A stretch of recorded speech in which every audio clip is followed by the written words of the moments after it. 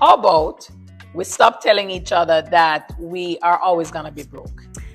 You know what? I love that. But I also want to say we stop not talking to each other about money. If we like your moves, let's learn those moves. Yeah. How about we also stop going to each other and putting in fear and saying, girl, I don't think you should be doing that. That seemed too risky. Yeah. Or what about telling yourself that that can't be you?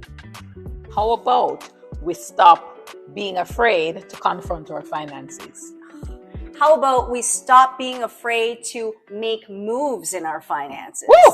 How about we stop going out there and pretending about our finances? How about we go out and stop pretending we have finances when we don't have finances?